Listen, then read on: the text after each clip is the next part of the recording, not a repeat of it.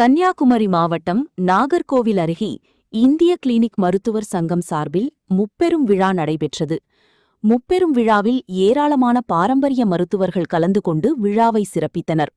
அதைத் தொடர்ந்து செய்தியாளர்களை சந்தித்து இந்திய கிளினிக் மருத்துவர் சங்க தலைவர் பெனிஸ் ராஜா புதிய அரசுக்கு பாரம்பரிய மருத்துவர்களுக்கான கோரிக்கைகளை முன்வைத்தார். பாரம்பரிய மருத்துவம் என்பது தலைமுறைகளாக வாய்மொழியாகவும் அனுபவ வழியாகவும் கடத்தப்பட்டு வரும் இயற்கை சார்ந்த சிகிச்சை முறையாகும்.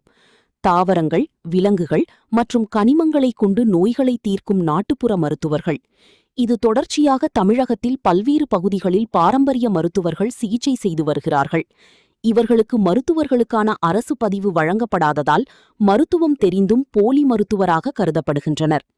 கொரோனா, சிக்கன்கோனியா போன்ற காலகட்டங்களில் பாரம்பரிய மருந்துகளான கபசர குடிநீர், நிலவேம்பு கஷாயம் போன்றவைகளின் உதவியால் நோய் தாக்கத்திலிருந்து கட்டுக்குள் கொண்டுவரப்பட்டது.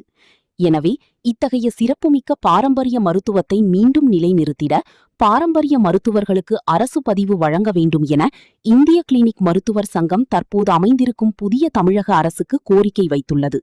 மேலும் பாரம்பரிய மருத்துவர்களுக்கான நல வாரியத்தை போர்க்கால அடிப்படையில் உடனடியாக நிறைவேற்ற வேண்டும் எனவும் கோரிக்கை வைத்துள்ளனர். இன்றைய காலகட்டத்தில் இந்த பாரம்பரிய மருத்துவர்களுக்கு எவ்வித அரசு பதிவு இல்லாத காரணத்தால் இவர்கள் ஒரு போலி மருத்துவராக கருதப்படக்கூடிய ஒரு சூழ்நிலை இருக்கிறது. எனவே இந்த அரசாங்கம் எங்களுடைய கோரிக்கையை ஏற்க வேண்டும். சமீபத்தில் கூட மத்திய ஆயுஷ் துறை என்பது 100 பாரம்பரிய மருத்துவ முறைகளை 150 பாரம்பரிய மருத்துவ முறைகளை அரசு சிகிச்சை அளிப்பதற்கு சட்டப்பூர்வம் ஆக்கப்படும் என்று அறிவித்தது. அது ஒரு வெறும் அறிவிப்போடு நிற்கிறது. எனவே மத்திய அரசுக்கும் இந்த கோரிக்கையை நாங்கள் முன்வைக்கிறோம். தமிழ்நாட்டில் புதிதாக அமைந்திருக்கக்கூடிய அரசுக்கு முக்கியமாக ஒரு கோரிக்கை வைக்கிறோம்.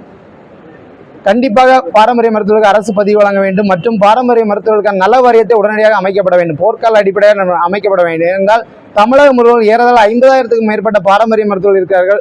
அவர்களுக்கு நன்றாக மருத்துவம் தெரிந்து ஒரு போலி மருத்துவராக கருதப்படக்கூடிய ஒரு சூழ்நிலை இருக்கு. அதனால முன்பொரு காலம் கொடுத்தது போல RIMB registered Indian medical practitioner, register Siddha medical practitioner போன்ற சான்றுகளை மீண்டும் அவர்களுக்கு கொடுத்து அரசு உரிய அங்கீகாரம் வழங்க வேண்டும் என்று இந்த தருணத்தில் நாங்கள் கேட்டுக்கொள்கிறோம் எங்கள் சங்கத்தின் சார்பாக.